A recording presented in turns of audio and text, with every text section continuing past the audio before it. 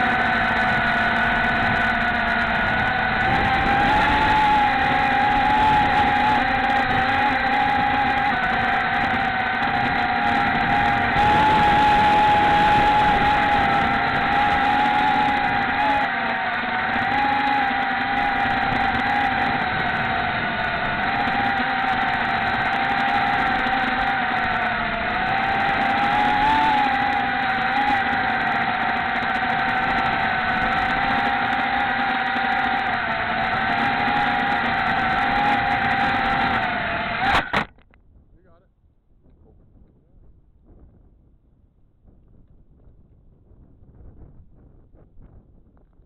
So,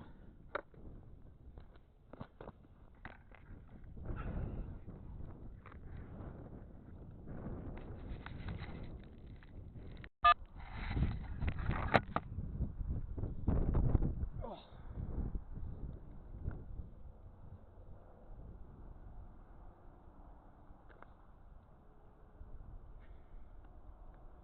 right.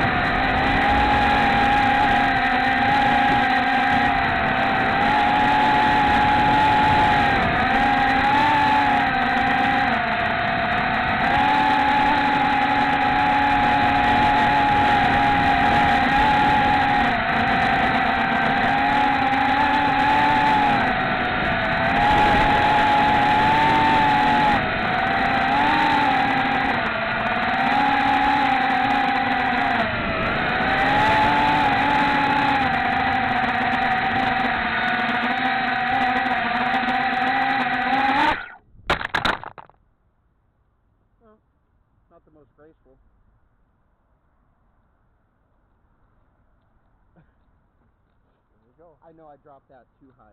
No, it was about a foot. Oh, really? Yeah.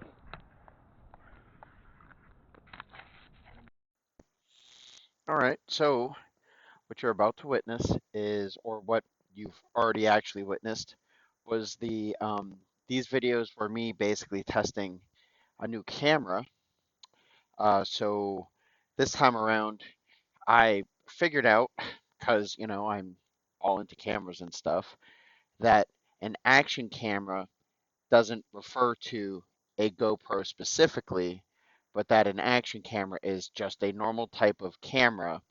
And I was able to actually find a $20 action camera that runs at 1080, has pretty good color profile to it, and it also runs at 30 frames per second, which is a lot smoother than the 15 of that security camera that I was running.